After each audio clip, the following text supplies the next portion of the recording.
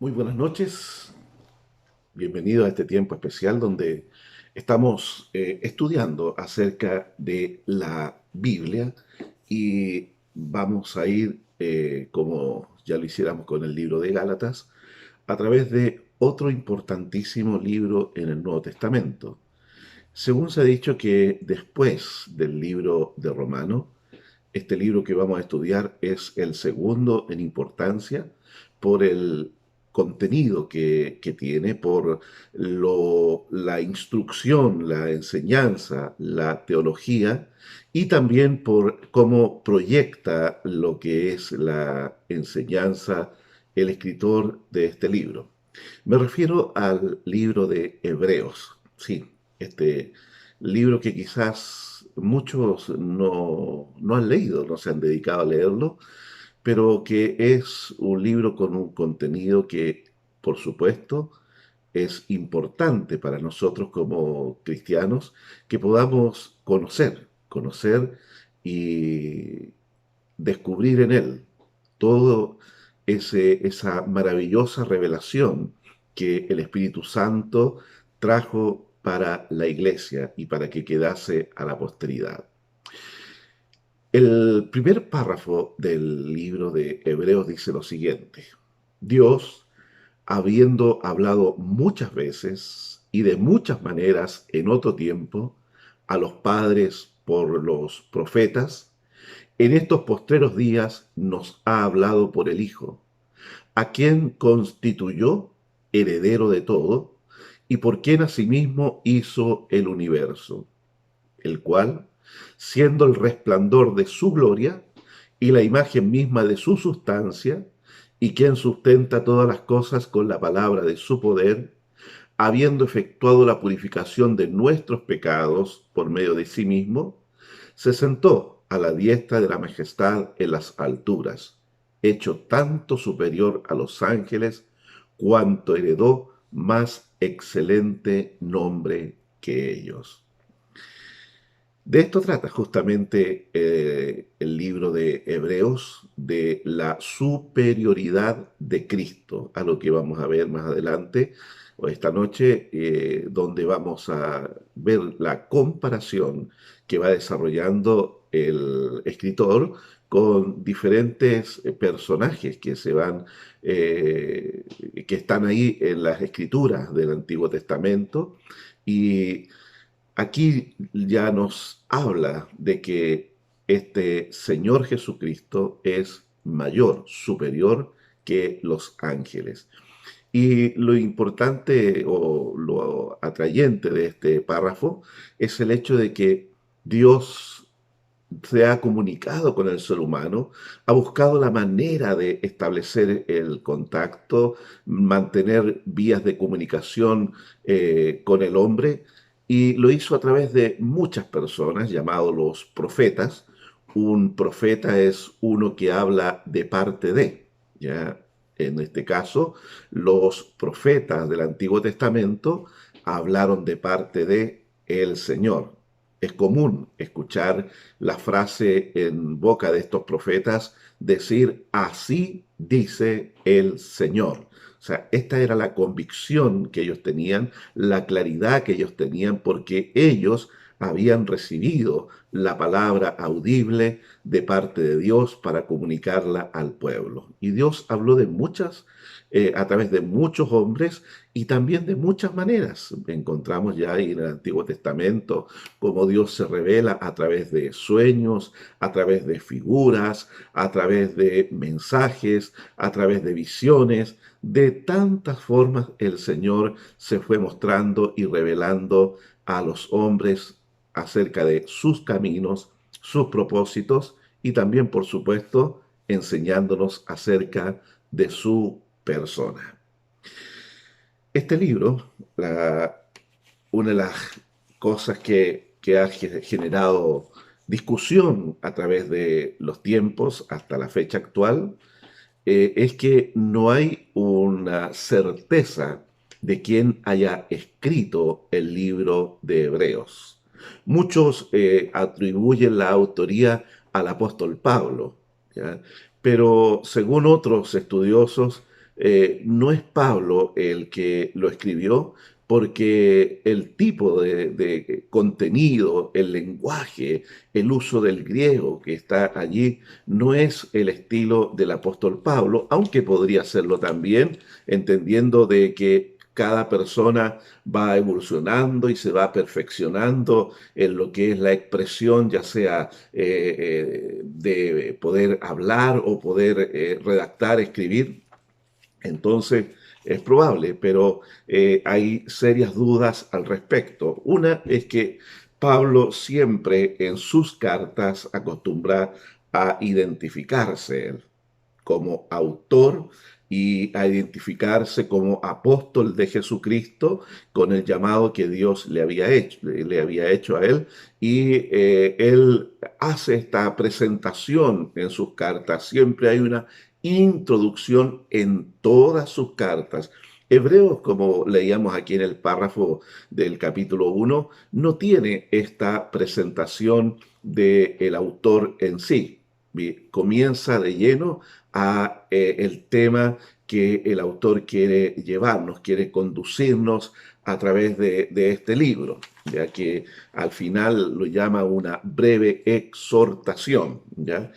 Se ha dicho que, bueno, se le ha atribuido a muchos otras personas, como a Bernabé, a Timoteo, Lucas, Silas, Clemente de Roma, Aquila y Priscila también hubo por ahí un intento de atribuirle la autoría de este libro de Hebreos, pero el autor que más concita quizás la atención es Apolos, ¿ya? Ese podría ser un muy buen candidato, junto con Pablo, por supuesto, de haber escrito esta carta a los hebreos, ¿ya?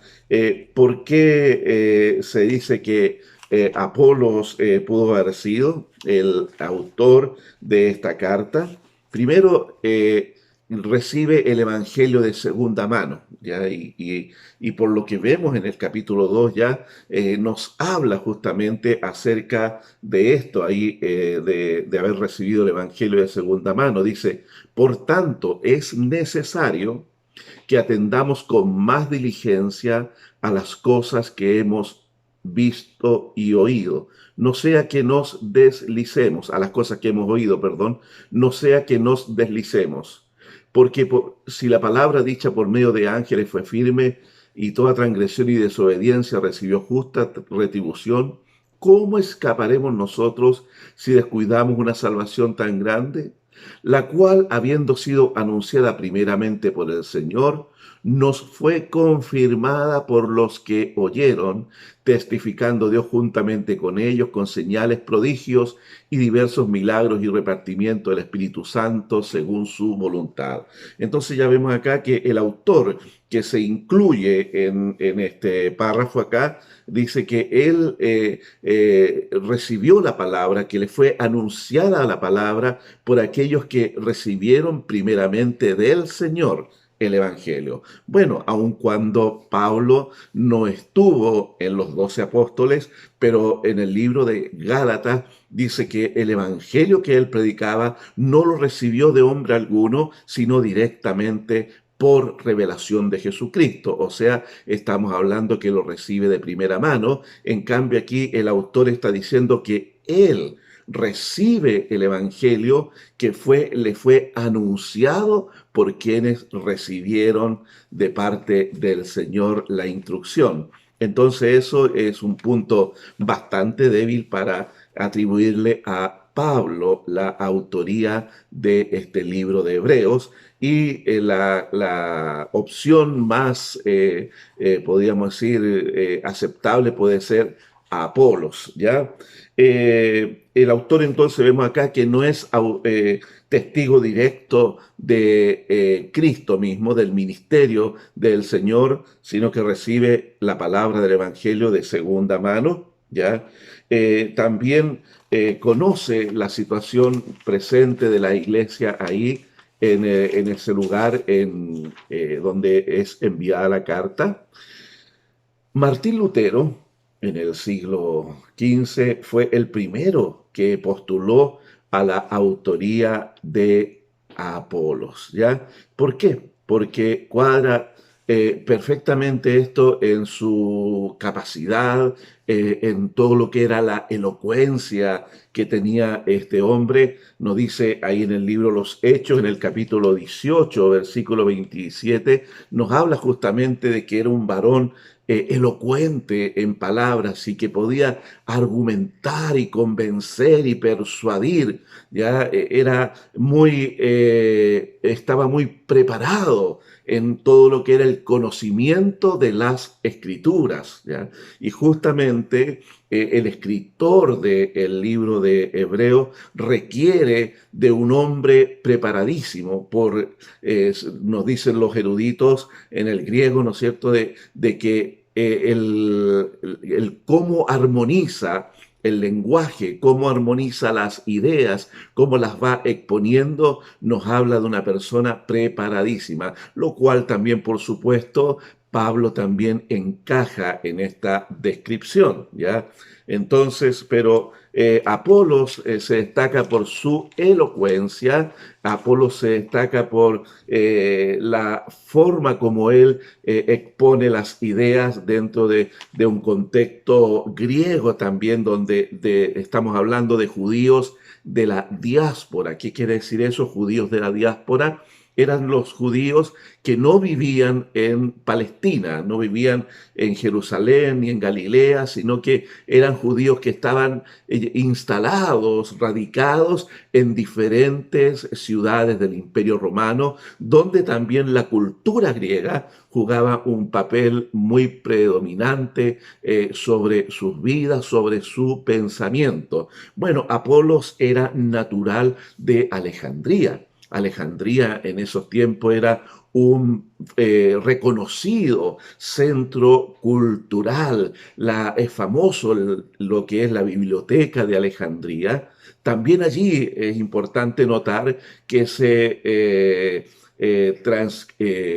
tradujo las escrituras del Antiguo Testamento desde el hebreo al griego y es la Biblia llamada la Septuaginta, esa versión griega, Septuaginta. ¿Por qué Septuaginta? Porque alude al número 70, donde un rey Ptolomeo, fue el que le encargó a 70 sabios de aquel entonces que hiciesen este trabajo de traducir los escritos del Antiguo Testamento a la lengua griega para ser uno de los tomos más dentro de la fabulosa y bastante amplia biblioteca que había allí en Alejandría. Como le digo, era un centro cultural, un centro universitario, un centro donde muchos intelectuales de la época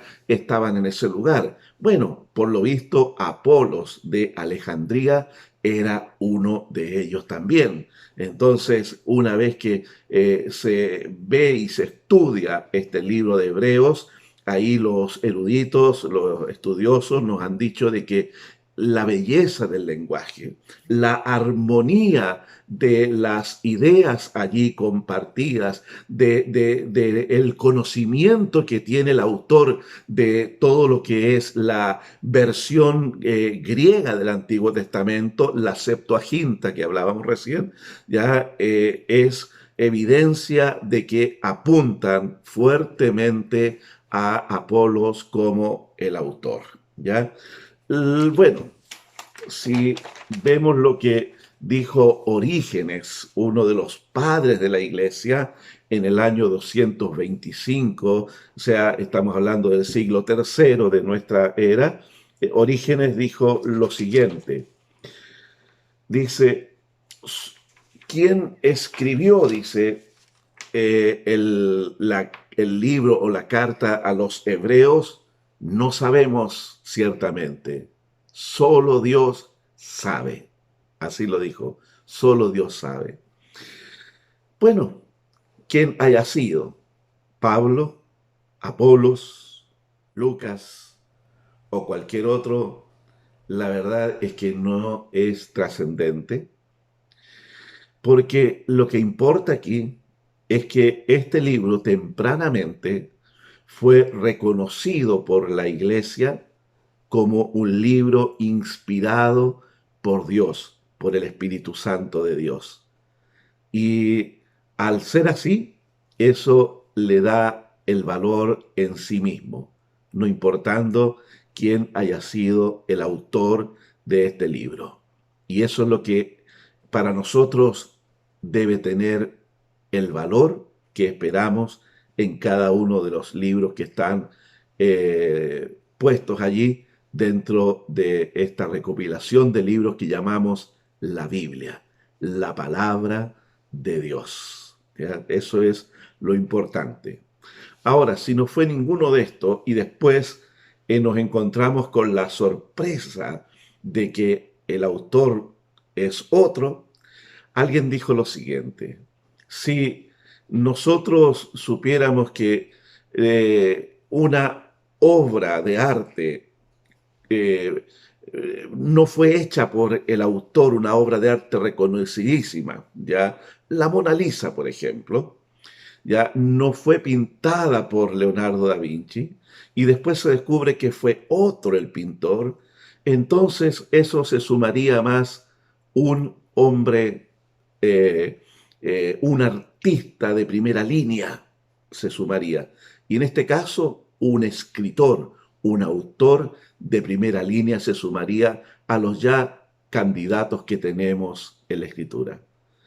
Bueno, como decía, lo importante aquí es que el Espíritu Santo inspiró este escrito que vamos a comenzar a estudiar ya versículo a versículo desde la próxima semana. Hoy estamos haciendo solo una introducción a lo que es el libro, para ponerlo a usted en contexto de este libro. Ya hemos hablado acerca del autor y hay otras cosas más que es importante que notemos del autor, ya que el autor de Hebreos conocía las escrituras.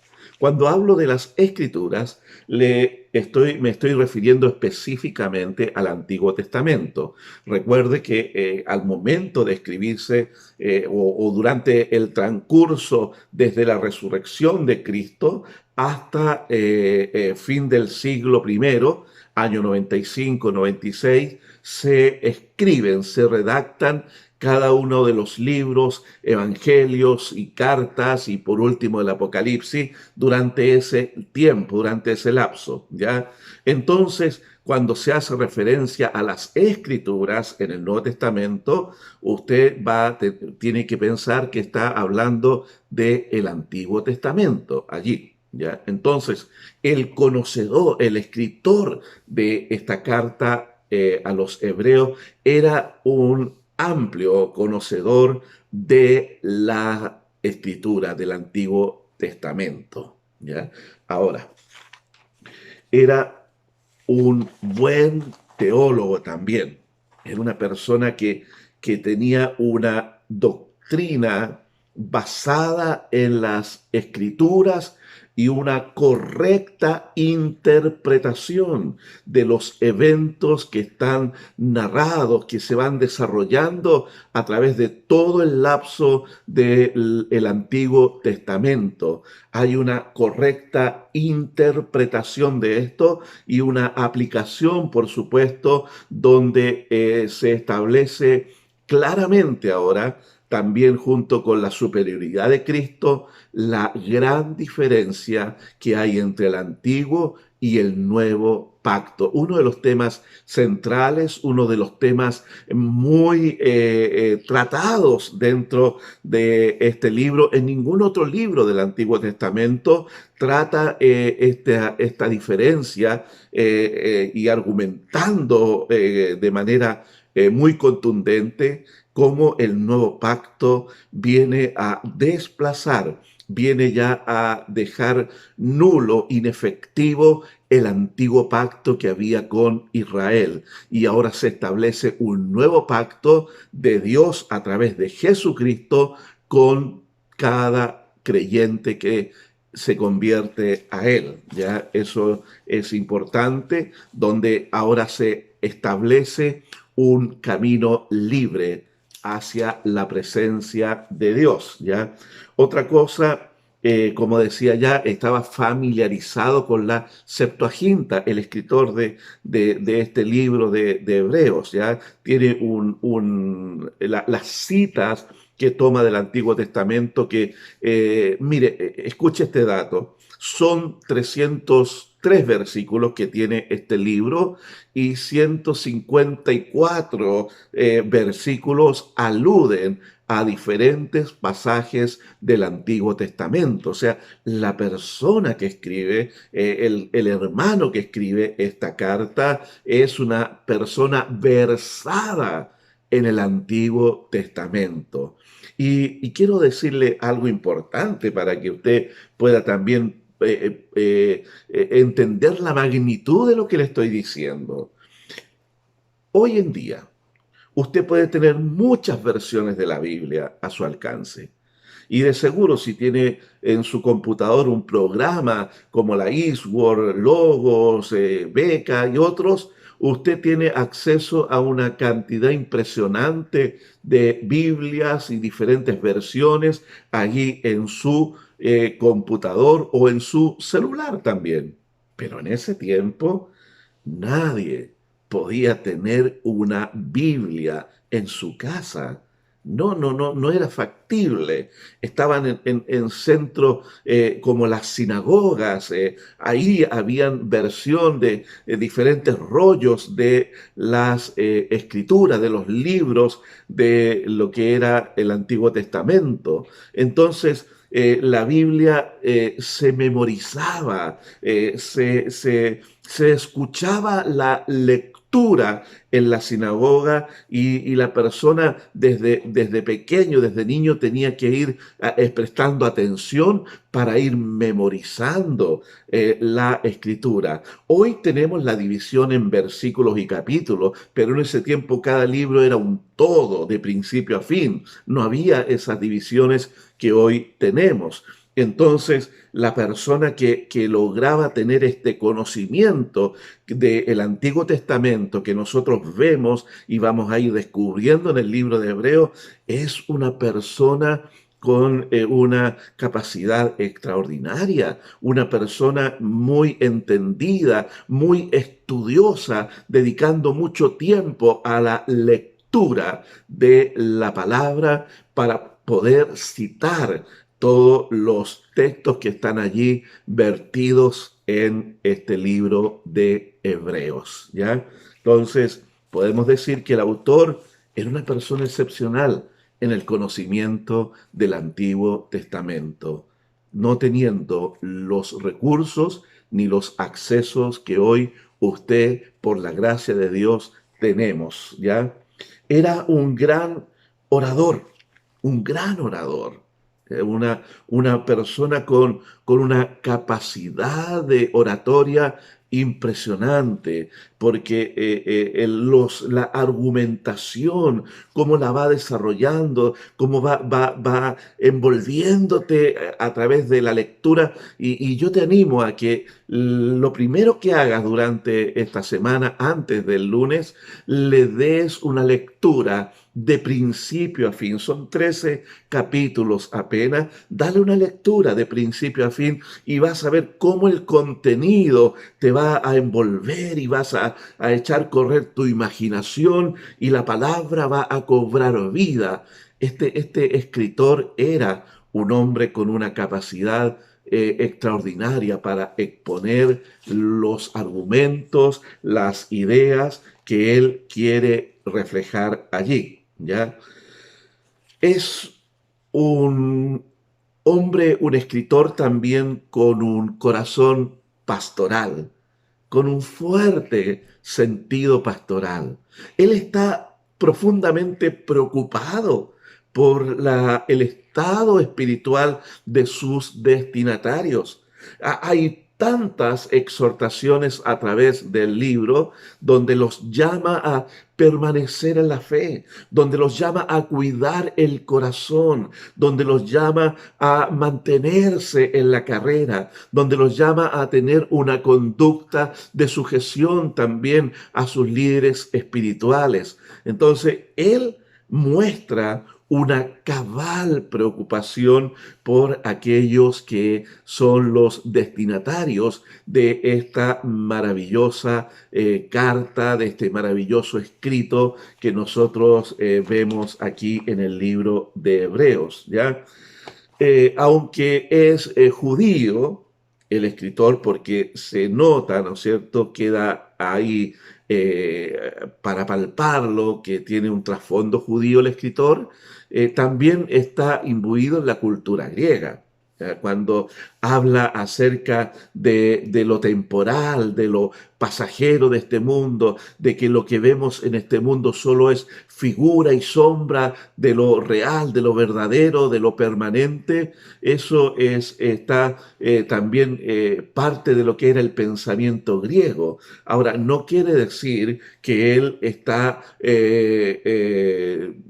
trayendo la cultura griega, la filosofía griega para insertarla dentro de la iglesia. No, no, no. Lo que él está haciendo es que está poniendo en perspectiva a los creyentes que están sufriendo persecución, que han sufrido martirio, que han sufrido despojo de sus bienes, lo está poniendo en perspectiva para que perseveren, diciéndole, lo de este mundo es temporal, es pasajero. Nosotros esperamos una ciudad tal cual lo hicieron los antiguos, que ellos se mantuvieron fieles, aunque no recibieron lo prometido, pero ellos se mantuvieron fieles hasta el final y van a ser recompensados. Y esperamos una ciudad, dice, no hecha de mano de hombre, sino en la cual Dios es el constructor de esta.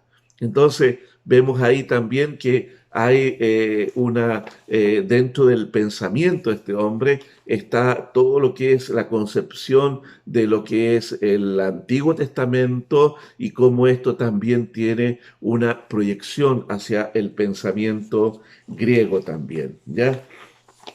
A quien fue escrito este libro, quiénes fueron los destinatarios de este libro. Bueno, los destinatarios eran judíos cristianos, ¿ya? Eso es visible allí, judíos cristianos, personas que se habían convertido de lo que es la religión judía, habían reconocido a Jesucristo como el Señor, el Salvador y por sobre todo como el Mesías prometido en las Sagradas Escrituras. Eso son estas personas. Ya ahora, ¿dónde estaban ellos? ¿Ya? Ahí en el capítulo 13, verso 24, dice que los de Italia les saludan. Y este es un dato que podríamos interpretarlo de dos maneras, al decir los de Italia os saludan, que podría decir alguien, bueno, los que estaban con él, el escritor estaba en Italia y desde allí estaba escribiendo el libro. Pero lo más probable es que la iglesia, en el lugar donde actualmente se encontraba, habían creyentes que eran de Italia y el escritor le está enviando justamente esta carta a creyentes judíos que vivían ahí en Italia. Eso es lo más probable, ¿ya? Es lo mismo que si yo envío una carta de aquí a Valparaíso y no le voy a poner los de los Andes les saludan, porque sería redundar en algo que ya se da por hecho.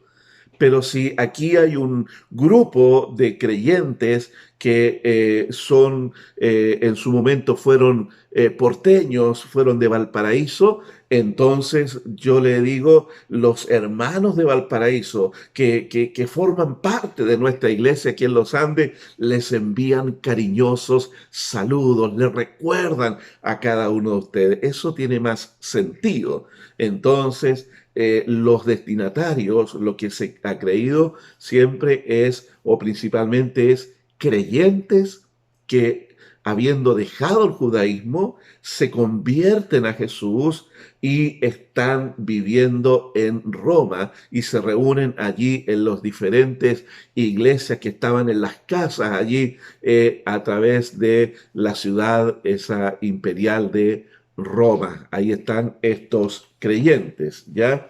Entonces, hay algunas cosas que podemos decir de los destinatarios de estos hermanos a quienes se les escribe esta carta. Primero, ya lo decimos, eran judíos o eran hebreos, ¿ya? Hebreos, ¿ya? Eran cristianos que habían recibido el evangelio de segunda mano. ¿Ya? No recibieron la palabra directamente de los apóstoles, como vemos ahí en Antioquía, como vemos en las iglesias de Galacia, o cada una de las iglesias que Pablo había fundado. ¿Ya? Entonces ellos habían recibido la palabra, el evangelio, a través de creyentes que viajaban a través del imperio. Recuerde que en el día de Pentecostés, ahí también habían creyentes de Roma que escucharon el Evangelio por boca de los 120 que fueron llenos del Espíritu Santo. Entonces, ese momento crucial fue tremendo porque la palabra fue llevada por estas personas que fueron testigos y muchos de ellos se convirtieron al Señor.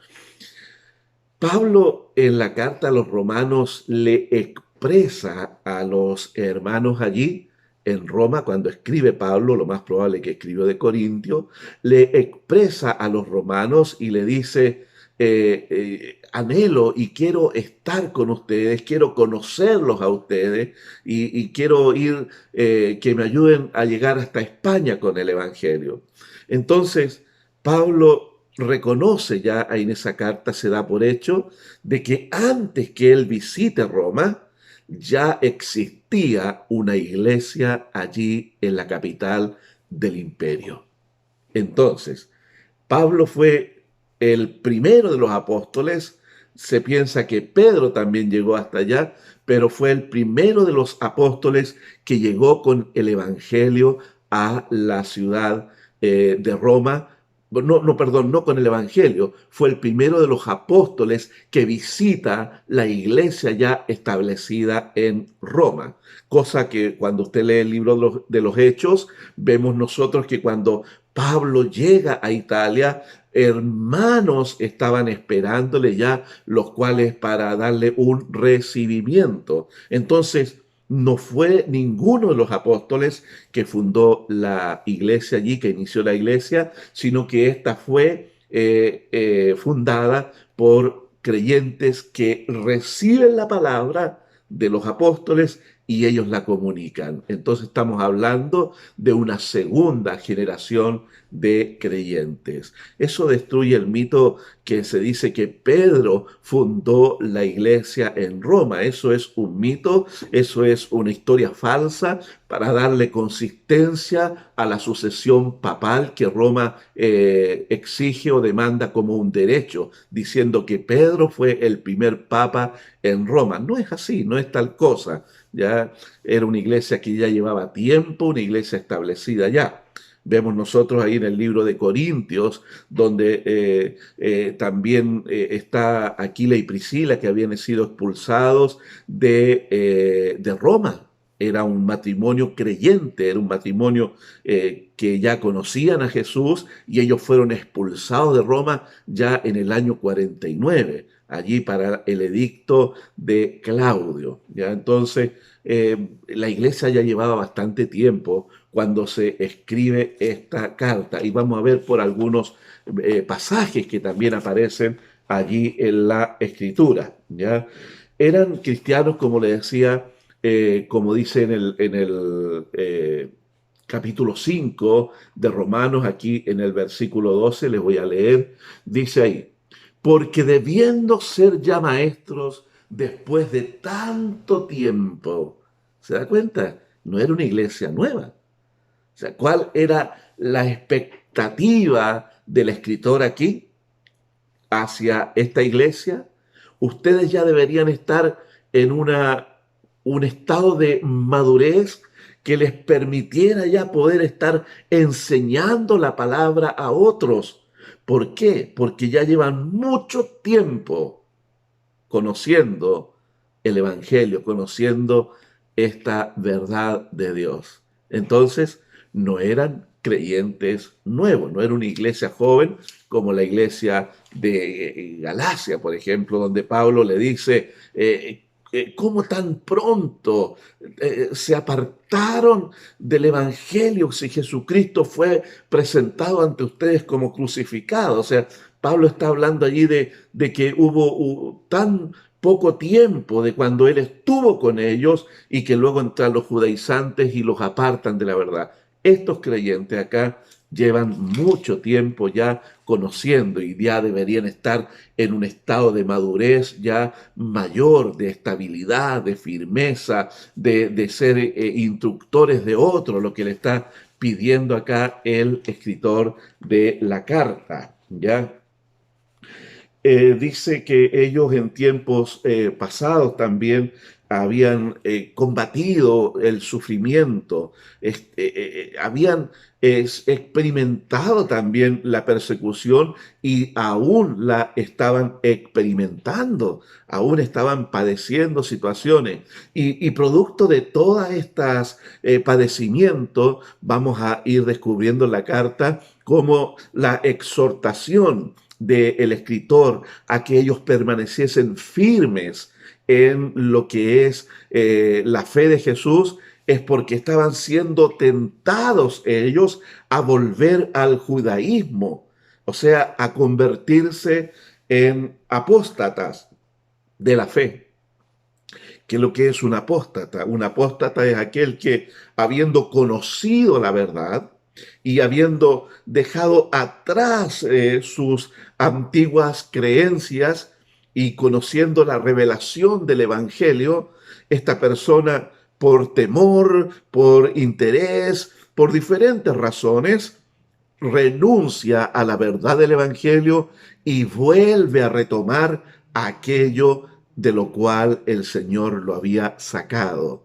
Esa fe errada, esa fe obsoleta ya que era la fe del judaísmo. Entonces, aquí habían algunos que ya habían vuelto atrás, algunos que ya habían apostatado de la fe y por lo tanto la preocupación genuina del corazón del escritor de esta carta es, por favor, permanezcan firmes en la fe, manténganse allí en esta carrera y corran con paciencia, no quiten su mirada del autor y consumador de la fe. Son exhortaciones que nacen de la aflicción de un pastor que está viendo cómo creyentes a los cuales él le había enseñado, se había preocupado por ello, le había instruido en la verdad del Evangelio, ahora están volviendo a sus antiguas prácticas del judaísmo. Eso le preocupaba enormemente porque el sufrimiento que ellos estaban experimentando había socavado la fe y la confianza de ellos en las promesas de Dios. ¿Ya? Por eso esta exhortación a mantenerse firme, ¿ya? Entonces había un real peligro de volver al judaísmo, ¿ya? ¿Cuándo fue escrita esta carta? Eso es importante también que nosotros lo tengamos claro. ¿Cuándo fue escrita esta carta? ¿Ya? Eh, la carta nos da algunos datos allí y uno de los datos importantes que nosotros podemos ver es que lo dice en diferentes ocasiones, que aún se ofrecían sacrificios en el templo. Capítulo 10 nos habla acerca de eso. Aún se ofrecían los sacrificios en el templo. Y hace el escritor cita a los sacerdotes que ministran allí en el santuario. ¿Ya? ¿Por qué este dato es tan importante? ¿Se acuerda usted de la profecía de Jesús ahí en los evangelios?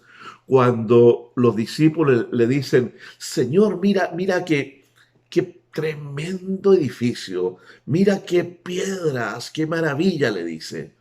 Y Jesús le dice, no se maravillen, porque de esto que ustedes ven, no quedará piedra sobre piedra. Así fue. Esa fue la profecía. Antes que pase esta generación, le dijo Jesús, no quedará piedra sobre piedra.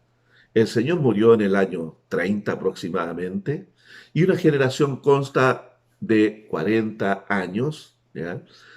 Por ahí en promedio, y resulta que en el año, me parece, 67, el general romano Vespasiano fue enviado justamente a la ciudad allí por Nerón para sofocar una rebelión que estaba ocurriendo entre los judíos. Se estaban rebelando del dominio romano. Y se habían levantado muchos líderes allí, líderes religiosos, políticos, diciendo que ellos eran el Mesías prometido.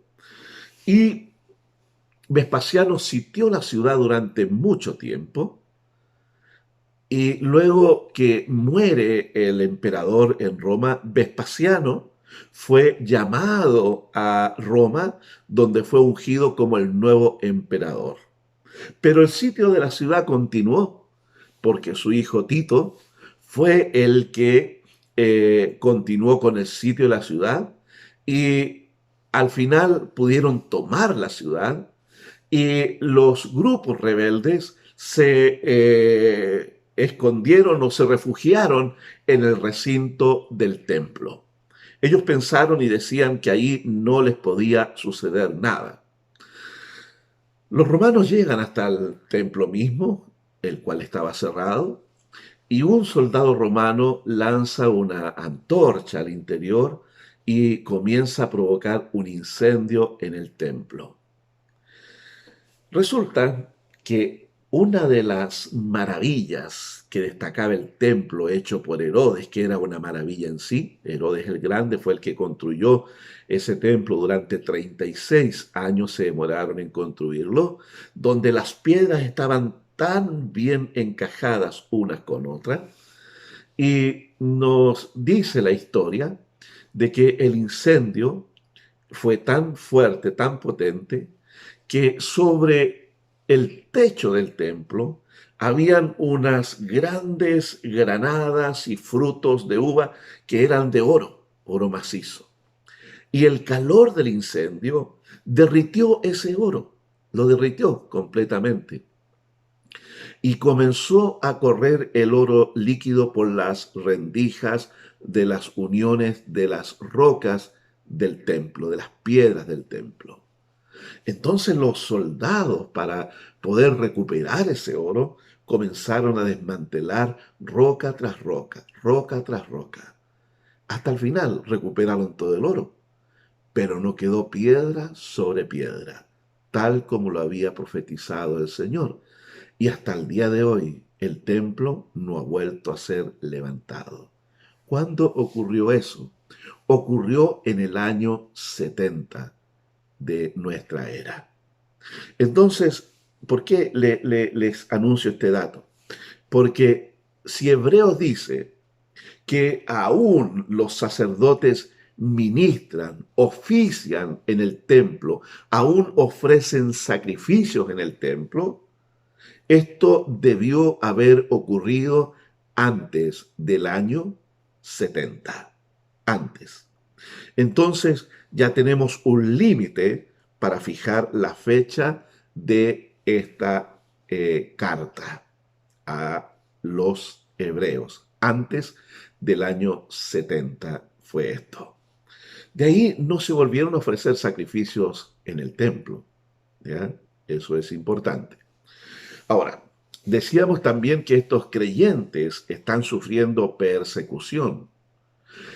En el año 49 hubo un edicto imperial donde Claudio, el emperador de aquel entonces, mandaba que todos los judíos que estaban en Roma tenían que salir de la ciudad.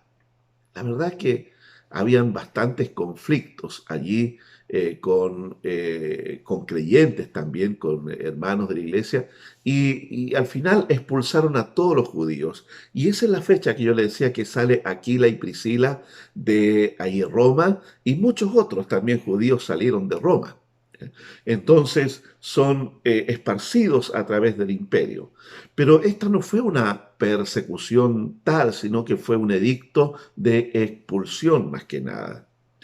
Pero después del año 65, 66 por ahí, el emperador Nerón, el cual incendió la ciudad allí en Roma, porque quería construir un modelo de ciudad conforme a la visión que él tenía, y provocó un incendio.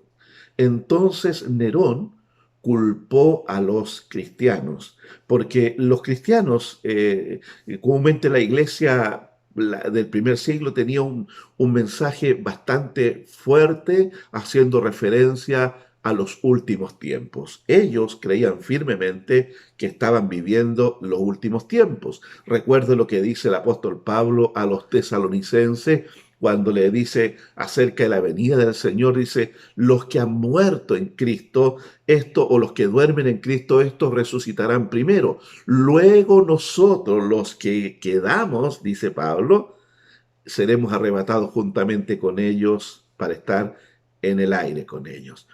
Entonces, Pablo ve tan preeminente la venida del Señor como algo ya por suceder.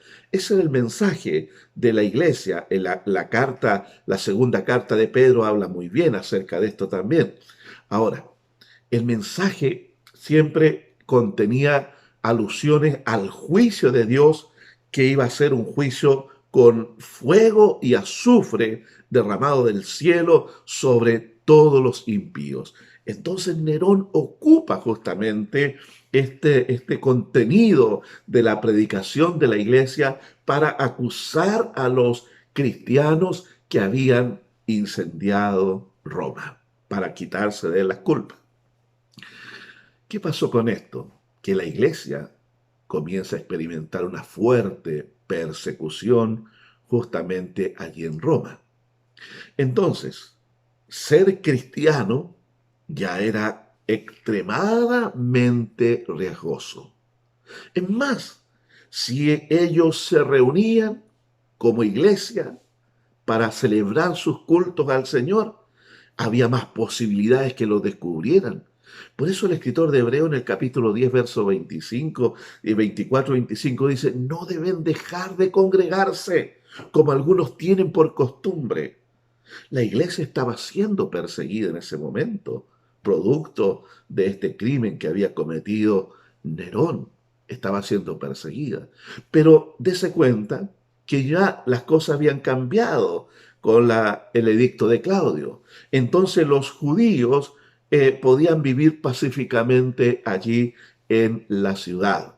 No tenían mayor problema de estar allí. No eran ellos objetos de persecución.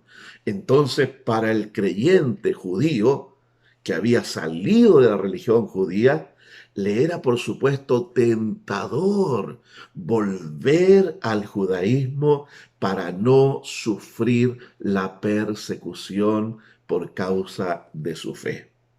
Entonces, podemos ya ver que la fecha del escrito de la carta se nos encoge, ¿ya? Tope máximo el año 70, ¿ya? Pero también tenemos la persecución de Nerón. Entonces, lo que se cree que la carta fue escrita por ahí, por el 67 o 68 de nuestra era cristiana. ¿Ya? Es importante, es interesante todos estos datos y hay muchos otros más que no hay tiempo como para estar revisando todos esos datos, pero son importantes que nosotros podamos verlo. Más tarde, por ahí, después del año 80, hubo una persecución muy cruenta contra la iglesia, la persecución de Domiciano también, de la cual se dice que Juan el apóstol sufrió de esa persecución y ahí es donde fue desterrado a la isla de Pasmo, donde escribe el libro de Apocalipsis, la persecución de Domiciano a fines del siglo primero. Pero aquí estamos hablando de esta persecución que vino por razón de Nerón, donde los cristianos fueron también injustamente acusados por Nerón de este incendio. ¿Ya?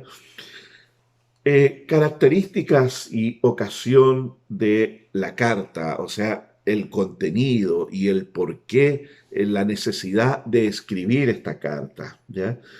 ¿Por qué se escribe? Porque hay una iglesia, hay creyentes que están tentados a abandonar la fe por las razones ya comentadas anteriormente, ¿ya? eh, Porque buscan también un refugio temporal, cómo librarnos de toda esta persecución, cómo librarnos de esto. Entonces, ahí es donde el escritor insiste de que nosotros somos peregrinos y somos extranjeros. Así es el término que usa, somos peregrinos y extranjeros en esta tierra, o sea, vamos de paso por la tierra. No permitan que la aflicción les lleve a abandonar esta fe que les va a llevar a la seguridad eterna. Eso es la razón también de esta carta. También estaba el peligro de caer en la incredulidad. ¿Serán verdad las promesas de Dios? ¿Realmente Dios cumplirá con lo que Él nos ha dicho, lo que nos predicaron, lo que nos enseñaron? La incredulidad estaba tomando lugar en ellos. Por eso le escribe ahí en el capítulo 2, tengan cuidado, le dice hermano, no sea que alguno de ustedes tenga un corazón malo de incredulidad. Ya lo decíamos, muchos pensaban volver al judaísmo y son exhortados a permanecer ahora en este nuevo pacto, porque volver al judaísmo era pisotear la sangre de Cristo, era pecar de manera deliberada. Y ahí está la advertencia que se le dice a los que querían volver atrás. Si alguno pisotea la sangre de Cristo, la verdad que ya no hay más sacrificio para él, no hay más ofrenda para su pecado. Esa persona está peligrando en su salvación, en lo que le está diciendo el escritor acá. Ya estaban, como decíamos, bajo persecución y había también desánimo en ellos y muchos por temor no querían reunirse con otros creyentes. Y la verdad es que no reunirse es dificultoso, es peligroso. Hoy en día, aun cuando no podemos nosotros reunirnos por la contingencia, que sabemos que es algo temporal y que no es algo focalizado contra los cristianos, porque algunos han interpretado esto como que la iglesia está siendo perseguida en este tiempo. No, no está focalizado sobre los cristianos, porque están todas las actividades grupales suspendidas en nuestra sociedad, en los trabajos en fábrica, en oficina, el comercio, los estudiantes, están todas las actividades grupales están suspendidas. Entonces, no interpretemos el tiempo que estamos viviendo como que, tenemos una persecución contra los creyentes, contra la iglesia, estamos viviendo los últimos tiempos, se avecina el gobierno del anticristo. No, mi hermano querido, no seamos tan ingenuos para interpretar los eventos que estamos viviendo, que son temporales, son pasajeros y que pronto volveremos a tener una vida normal como estábamos acostumbrados, ¿ya? Entonces, los creyentes aquí no podían reunirse, o sea, podían reunirse, pero el temor se los impedía.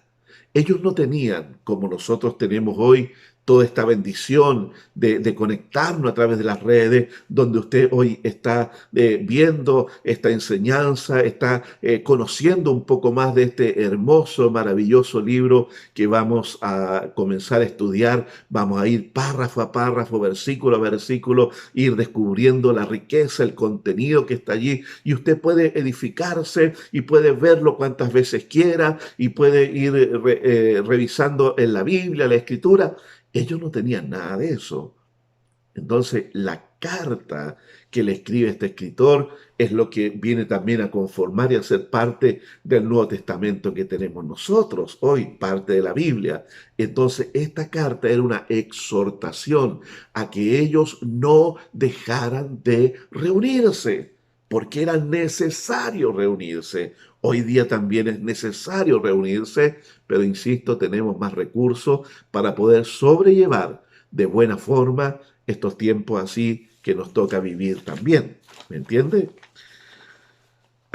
Ya, la iglesia, como decía, era una iglesia que ya llevaba mucho tiempo, una iglesia en la cual se esperaba un grado de madurez, de estabilidad, de vivir bajo los principios correctos, de mantenerse en la fe, pero la persona, en la naturaleza humana, nos tiende a resistir a las cosas del Espíritu. Por eso necesitamos siempre ser exhortados a seguir adelante. ¿Cuál es, podemos decir, un bosquejo que podemos revisar en cuanto a el tema principal que se está planteando acá? Y el tema principal es la superioridad de Cristo, usando esta superioridad donde es un tipo de literatura que pone a alguien, pone una persona, en este caso a Cristo, y la compara con diferentes personas o situaciones o creencias y exalta la figura a la cual se quiere destacar, en este caso a Cristo. Vemos desde el capítulo 1 hasta capítulo 1, verso 1 al 3, que Cristo es la mejor y perfecta revelación. Los profetas eran portadores del mensaje divino. Cristo es el mensaje en sí. Los otros eran mensajeros de Dios, profetas, hablaban de parte de Dios. Aquí es Dios hablando en y a través de Cristo. Es Dios mismo, porque Él es la imagen misma de su sustancia. Es Dios en medio de nosotros.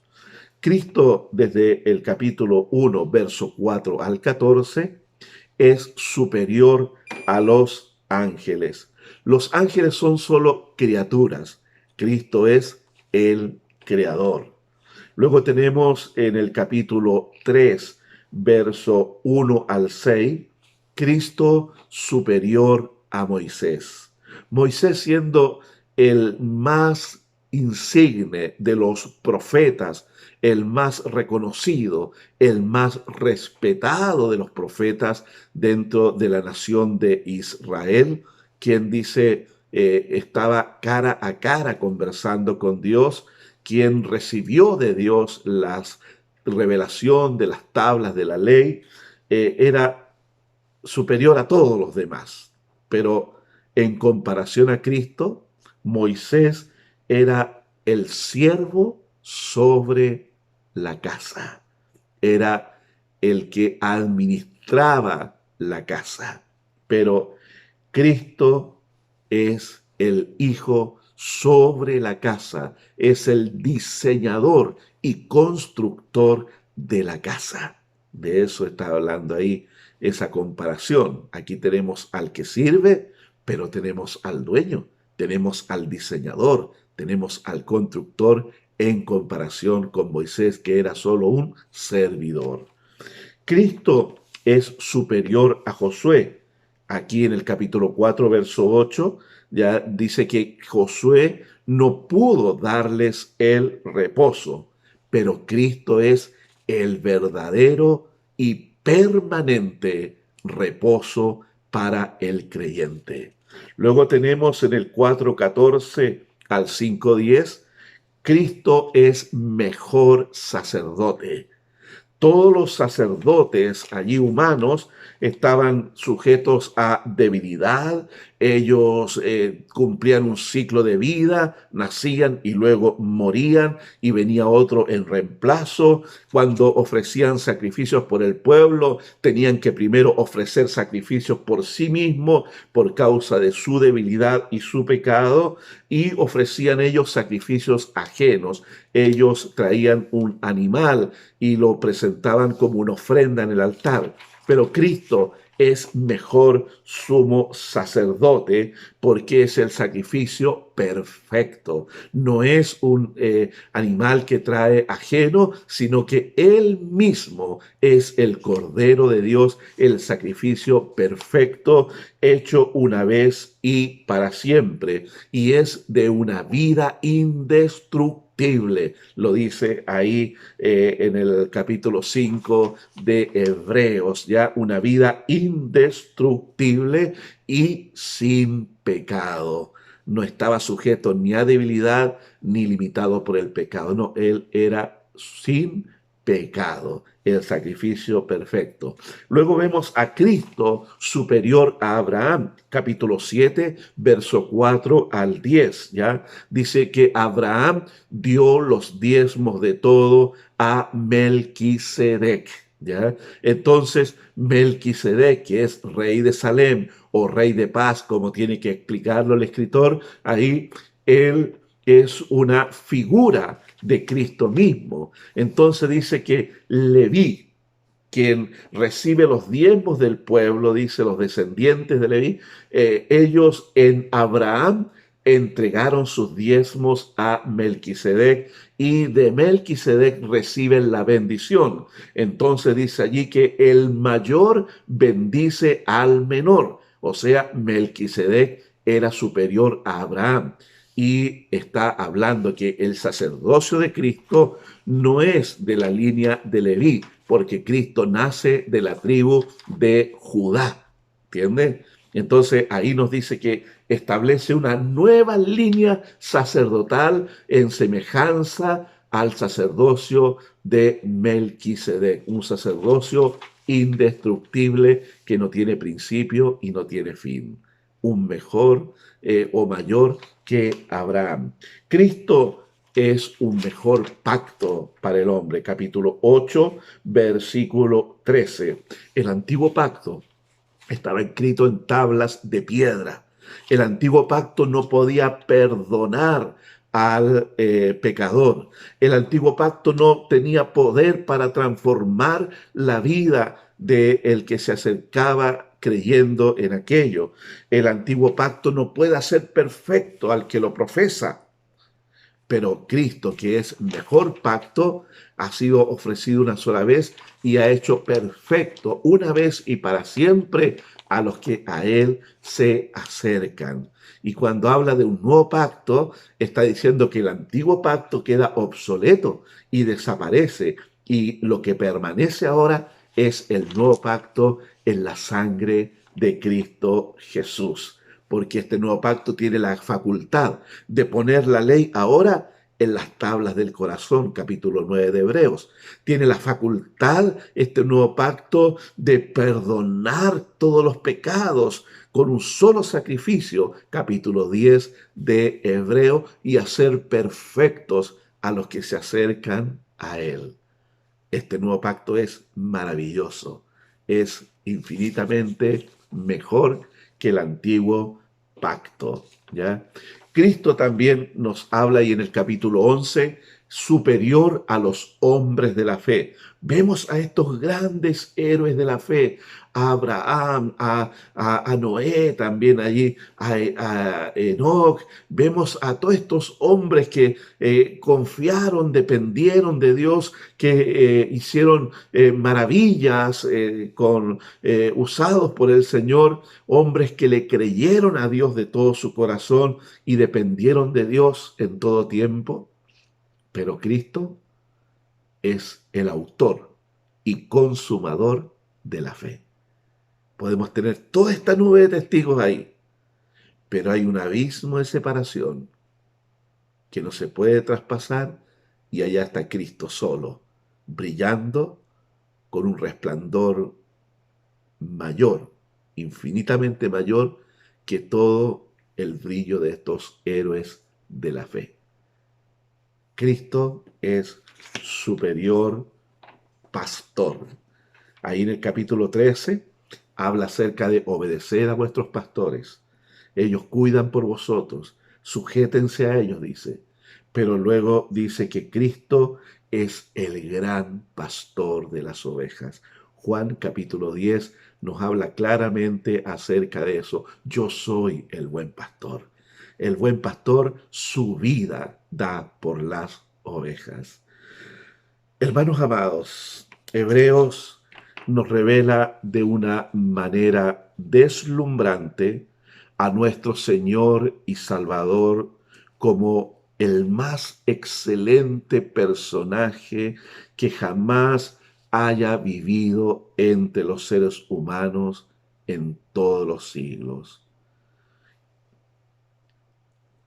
Y la verdad es que en los anales de la historia, y estoy plenamente seguro, convencido, de que no hubo ni tampoco habrá en los días por venir ninguno que se asemeje ni siquiera a la sombra de la persona de nuestro Señor y Salvador Jesucristo. Él está hoy sentado en el lugar más excelso, compartiendo la gloria con el Padre, allí, sentado a la diestra de Dios. ¿Sabe? Si un día Dios estuvo cerca del hombre, fue a través de Jesús. Si un día el hombre puede estar cerca de Dios, es a través de Jesús. Solo a través de Él. Dios se acerca a nosotros y a través de Él nosotros nos acercamos a Dios. Que Dios nos bendiga a través de este estudio de Hebreos. Le recomiendo, antes de comenzar la primera sesión, léalo de principio a fin, para que se familiarice y cuando vayamos estudiando, usted pueda ahí procesar de mejor forma y tener un mejor entendimiento y una profunda edificación de lo que Dios quiere ministrarnos a través de este maravilloso y único libro que es la carta a los Hebreos. Que Dios les bendiga. Oremos al Señor. Amado Padre, queremos comenzar, Señor, con este libro y queremos darte las gracias por la oportunidad que tenemos de estudiar tu palabra, de profundizar en ella, Señor, de edificar nuestra vida, fortalecer nuestro espíritu, renovar nuestra fe. Y yo te ruego, Señor, en especial a todos aquellos que en este tiempo, Señor, puedan estar padeciendo producto de todas las circunstancias que estamos viviendo, yo te ruego, Señor, que sean exhortados a través de este libro a permanecer en la fe, a estar firmes en la fe que un día nos fue entregado como un regalo maravilloso del cielo. Gracias, Dios. Yo bendigo a tu iglesia, Señor, y que la bendición del Padre, Hijo y Espíritu Santo esté en nuestra vida. Amén y amén. Que Dios lo bendiga. Nos vemos luego ya en la primera sesión de este libro Hebreos. Amén.